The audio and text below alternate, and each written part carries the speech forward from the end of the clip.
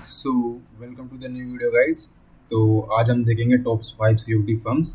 तो इसका देखो रीज़न सिंपल सा ये है कि मेरे ओपिनियन में देखो भाई ये जो मैंने टॉप 5 CFD फर्म्स चूज़ करी है वो मैंने अपने ओपिनियन में करी है, लोगों के लिए और दूसरी भी हो सकती है। लेकिन जो चीज़ें मतलब एज ए ट्रेडर, एक जैसे फ्लेक्सिबल ट्रेडर को जैसे बिगनर होता है तो उन्हें जो चीज़ें चाहिए होती है वो ऐसे चाहिए होती है कि भाई उनके लिए रूल्स थोड़ा फ्लेक्सिबल हो और प्रॉप फॉर्म में इतने को ज़्यादा रूल्स ना हो और वो अपने जैसे इवोल्यूशन फेज को भी पास कर ले और फंडेड स्टेज के अंदर जाके अपने पे आउट्स लॉक कर सके। सो मैंने उन फर्म्स को देखते हुए मैंने टॉप 5 फर्म्स की लिस्ट बनाई है। तो देखते हैं भाई कौन कौन सी वो फर्म्स होगी। So let's start this video. So भाई जैसे कि आप देख सकते हो कि टॉप पे में रखा है द फाइबर्स। जैसे कि हम जानते हैं कि भाई सबसे पुरानी कंपनी है द फाइबर्स। 10 साल हो गए मार्केट के अंदर इसको भाई। और डेफिनेटली भाई आंख बंद करके तो आप इस फर्म्स के साथ जा सकते हो the fibres. And second number पे भी मैंने डाल ली है Funding Pips. As you know इसने भी भाई बहुत ज़्यादा पे आउट दे चुका है भाई फंडिंग पिप्स। ट्रस्टेड भी है भाई।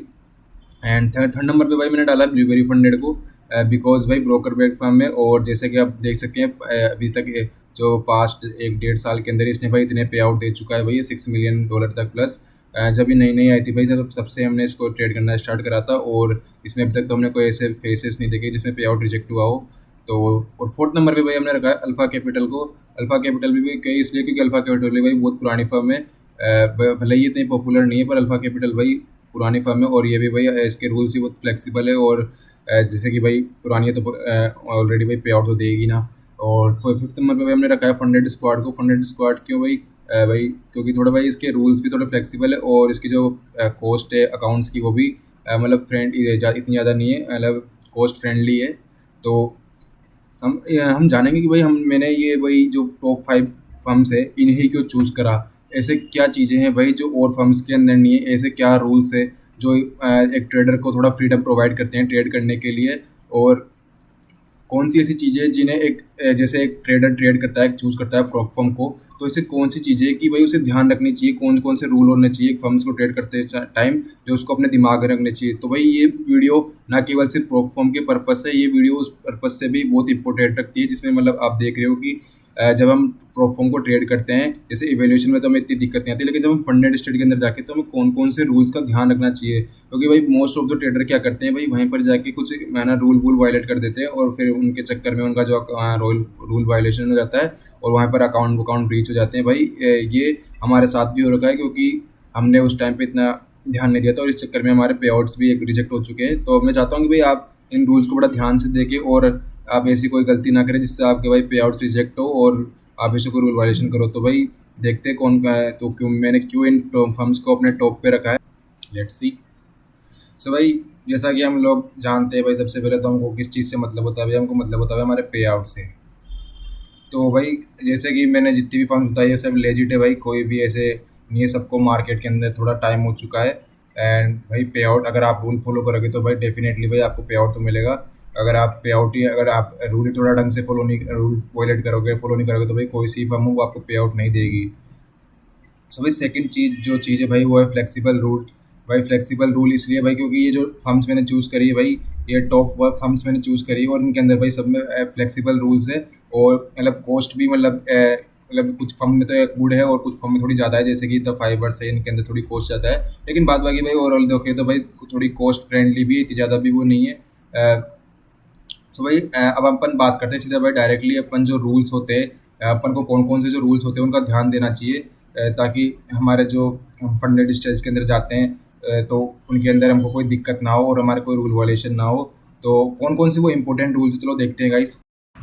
तो गाइस अब रूल्स की बात करते हैं, जैसे कि हम जो नॉर्मल रूल होते हैं, जैसे कि जो प्रॉफिट टारगेट होते हैं, जैसे कि जो इवेल्यूशन फेज होते हैं हमारे पास जिनके अंदर 8% 10% जो हमें फेज़ 1 के अंदर बनाना रहता है और फिर फेज़ 2 के अंदर 5% 6%, ये हमारे। और जो मैक्सिमम ड्रो डाउन है किसी में 8% होता है, किसी में 10% होता है। तो ये तो बिल्कुल भाई नॉर्मल सी बात है, ये जो जो हर फर्म के अंदर होते हैं वो हम देखते ही हैं वैसे। और इसमें कोई ज़्यादा इतनी कोई बड़ी बात नहीं है। लेकिन जो मेन चीज़ है भाई वो होता है, ये हमारा थर्ड पॉइंट जो है ये लेवरेज वाला। तो भाई ये है ना भाई मोस्ट मोस्ट इंपॉर्टेंट थिंग है भाई। अगर आप कोई सी फर्म चूज़ कर रहे हो तो भाई आप वहाँ पर लेवरेज ज़रूर देखना भाई, क्योंकि कुछ फर्म्स जो होती है, जैसे कोई जो सस्ती फर्म्स होती है उनके अंदर भाई यही खेल होता है, वो लोग लेवरेज नहीं देते और अपनी जो प्राइस होती है जो अकाउंट की होती है बहुत कम रख देते हैं। तो जो लेवरेज वाला पार्ट है ना भाई बहुत इंपॉर्टेंट है। जैसे कि ये फर्म्स होती है लेवरेज, आप जैसे समझते हो बाइंग पावर है, जैसे फॉरेक्स के अंदर आपको 1:100 का मिलता है, और जैसे मेटल जो गोल्ड हो गए, आपके सिल्वर हो गए, इन सब के अंदर आपको 1:20 का मिल जाता है, जैसे इंडाइसेस इन सब के अंदर। तो आपको ये देखना है भाई, अगर जैसे फॉरेक्स है तो फॉरेक्स के अंदर जो 1:100 है ना, अगर आपको कोई फर्म दे रही है तो वो गुड है। और जैसे कि मेटल्स हो गए, गोल्ड हो गया, इन सब के अंदर आपको 1:20 मिल रहा है, तो भाई मतलब वो आप उसकी उस फर्म के साथ जा सकते हो, मतलब वो लेवरेज आपके लिए अच्छा है। बट जैसे कि क्या होता है वो गाइस, जैसे कि फंडेड स्टेज आते हैं, जब अगर जैसे आपने रिवोल्यूशन पास कर लिया और आप आते हैं फंडेड स्टेज के अंदर, तो फंडेड स्टेज के अंदर क्या करते हैं, कुछ फर्म होती है भाई जो लेवरेज घटा देती है डायरेक्ट। उसके उससे होता क्या है भाई गाइस, अब आप रिस्क नहीं कर सकते ज़्यादा, जैसे कि वो आपको लिमिटेड कर देती है 1% रिस्क के ऊपर, मतलब कुछ उससे भी शायद कम पे। और आप उसमें क्या लोड साइज नहीं मार सकते, और क्योंकि आपका लेवरेज ही बहुत कम है तो आप उसमें लोड कैसे मार पाओगे।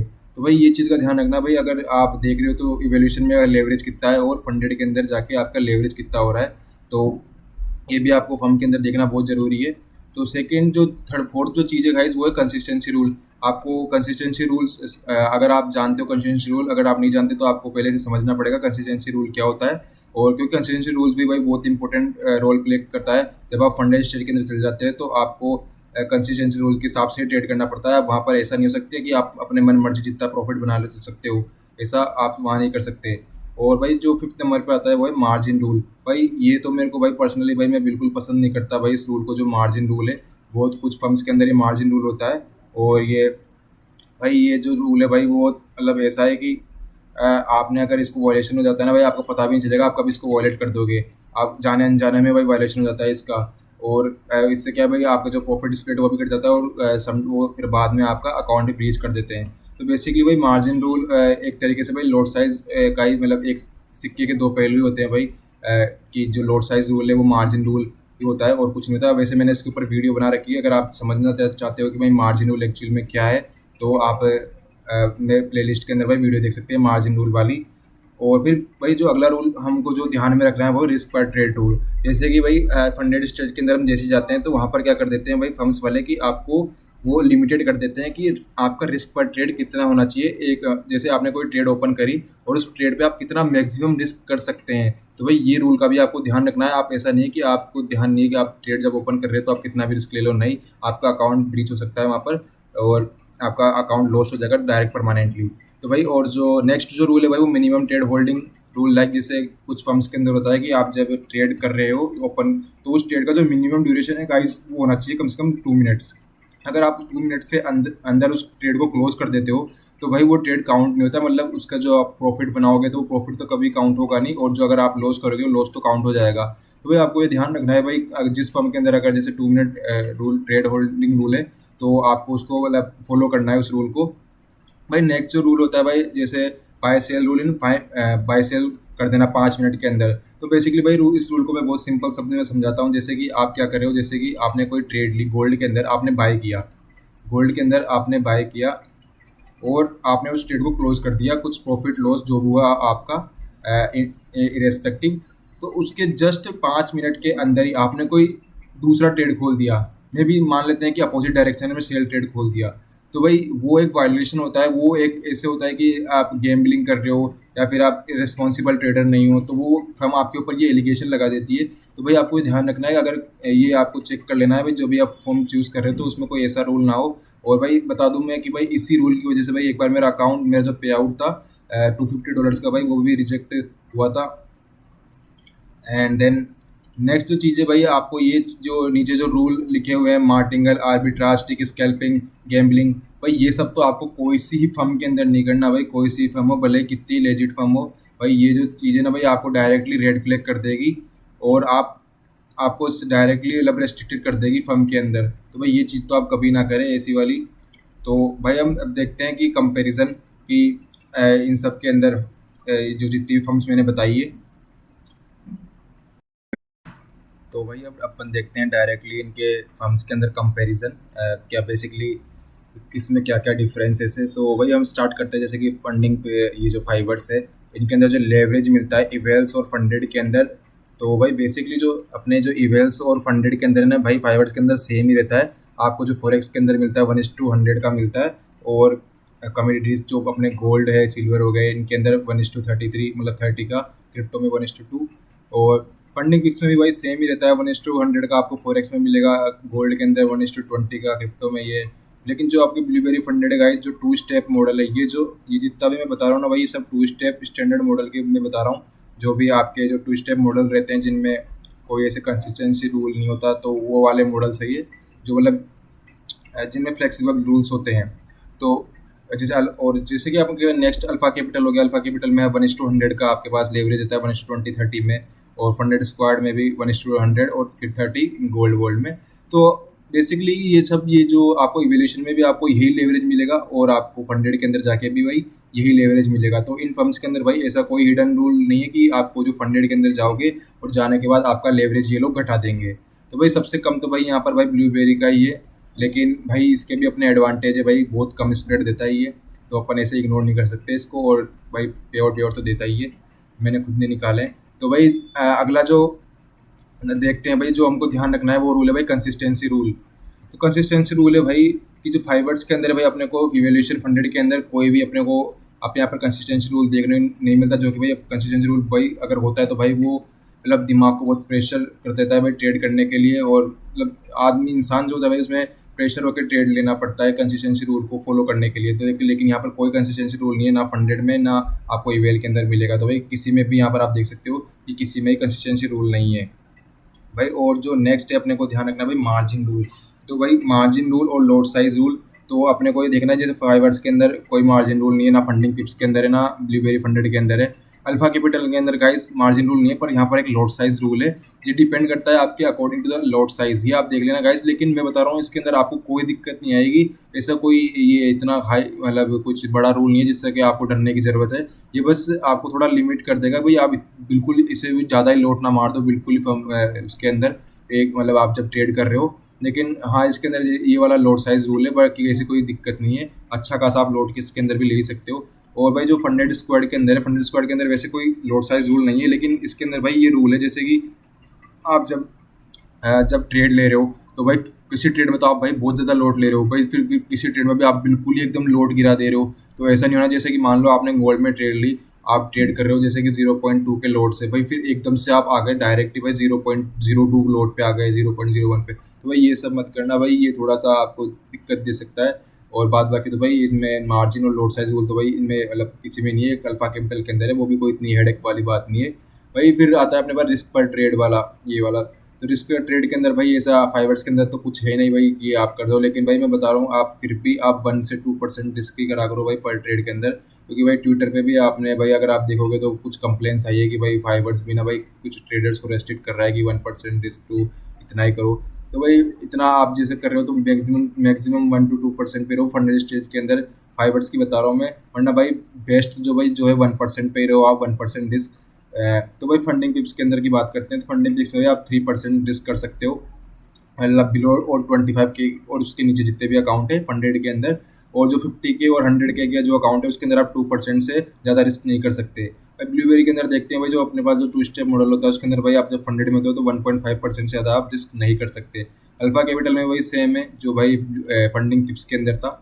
एंड देन जो फंडेड स्क्वाड के अंदर है भाई 2% पर ट्रेड रूल है इसके अंदर भी, फंडेड स्क्वाड के अंदर। तो भाई ये कोई इतनी बड़ी चीज़ नहीं है। मैं तो आपको अगर इसको ऐसे टेंशन लेने की आप मत देखिए, आप बस इतना ध्यान रखिए कि आप 0.5 या 1% रिस्क करें भाई फंडेड स्टेज में, क्योंकि भाई आपको वो अकाउंट बचाना है, आपको उससे पे आउट निकालना है, आपको उस अकाउंट को ऐसे सैलरी देखना है, ना कि आप भाई उसमें गैम्बल करो ये सब करो। तो भाई ये कोई मेरे को इतनी बड़ी चीज़ नहीं लगती। तो अगला पॉइंट देखते हैं गाइस, तो minimum trade holding rule guys, तो ये भी एक इंपॉर्टेंट रूल होता है भाई, कुछ फर्म्स लगाती है मिनिमम ट्रेड होल्डिंग रूल। तो भाई फाइवर्स के अंदर भी कोई रूल नहीं है भाई, नन है, और फंडिंग किट्स में भी नहीं है, ब्लूबेरी फंडेड में भी नहीं है। अल्फा कैपिटल के अंदर गाइस है 2 मिनट ट्रेड होल्डिंग रूल। तो भाई आपको मतलब 2 मिनट ट्रेड होल्डिंग रूल यही है कि जैसे कि आपने कोई ट्रेड खोली तो आपको उसको कम से कम 2 मिनट होल्ड कर रखना है, तो आपको उसके बीच में क्लोज नहीं कर देनी। तो भाई अगर आप क्लोज कर देते हो तो भाई जो मेनली जो क्या होगा कि आपका जो प्रॉफिट बनेगा तो वो काउंट नहीं होगा, वो हटा देंगे, बट जो लॉस होगा वो आपका काउंट होगा। ऐसा कुछ ये आप करते हैं रूल में। फंडेड स्क्वाड में भी भाई सेम रूल है, आपको 2 मिनट आपको ट्रेड होल्ड करनी ही होगी। तो इसमें ऐसे तो कोई इन फर्म्स में ज़्यादा ये भी कोई दिक्कत की बात नहीं है, ये भी अपन मतलब कर ही लेते हैं, इतना तो मतलब एडेप्टेबल बनना ही पड़ेगा भाई आपको एज ए ट्रेडर। तो भाई जो नेक्स्ट रूल है भाई बाय सेल वाला, जो मैंने बताया था कि आप 5 मिनट की विंडो के अंदर जो है, कि आपने जैसे बाय करा फिर उसको क्लोज करने के बाद इमीडिएटली आप 5 मिनट के अंदर कोई सेल ट्रेड ले लेते हो, तो भाई ऐसा तो कोई ट्रेड नहीं है भाई, मतलब ऐसा कुछ मतलब रूल नहीं है इनके अंदर, फाइबर्स के अंदर भी नहीं है, फंडिंग पिप्स के भी अंदर नहीं है, ब्लूबेरी के अंदर था पहले लेकिन वो अब हट चुका है। तो इसकी टेंशन लेने की बात नहीं है। लेकिन अल्फा कैपिटल में भाई आप देख सकते हो जैसे कि कोई ऐसा रूल तो नहीं है, लेकिन जैसे आपने कोई ट्रेड ली और आप उसके अंदर लॉस कर देते हो, तो भाई आप वापस से उसी डायरेक्शन के अंदर, जो अगर आपने बाय करा था और आपने लॉस करा, तो वापस आप 10 मिनट के अंदर वापस उसी डायरेक्शन में अगर ट्रेड खोलते हो ना, तो भाई वो आपको ऐसे फ्लैग कर देंगे, मतलब कुछ रूल सॉफ्ट रूल होगा, मतलब कुछ भी होगा जो वो आपको मतलब वो फ्लैग कर देगा। तो आपको ये सब नहीं करना गाइस। तो मतलब आपको थोड़ा सा, जिससे आपने ट्रेड ली और आपका लॉस हो गया, तो आप थोड़ा वेट करिए, मतलब आप 10-15 मिनट का ब्रेक लीजिए, फिर उसके बाद अपना नेक्स्ट ट्रेड अलग प्लान करिए। तो भाई इसका थोड़ा आपको ध्यान रखना पड़ेगा, और फंडेड स्क्वाड में भाई ऐसा कोई रूल नहीं है। तो भाई यही तो भाई जो मेन रूल्स है जो मैंने आपको बता दिए। ऐसे आप जब ट्रेड करोगे, जब फंडेड अकाउंट में जाओगे, तो भाई जो मेन ये जो मैंने रूल्स बताए ना भाई, आपको ये सब ध्यान रखने हैं भाई। मतलब मेनली जो मैं भी जो फोकस करता हूँ ना भाई, वो इन्हीं रूल्स पे करता हूँ। बात बाकी तो भाई मतलब मेरी जो स्ट्रेटेजी है, तो वो उन स्ट्रेटेजी के अंदर जो मेरे को जो चीज़ें देखनी पड़ती है भाई, वो यही चीज़ें हैं। अगर आपको कुछ पॉइंट में आपको लगता है कि मैं मिस कर रहा हूँ, तो आप कमेंट में बता सकते हैं।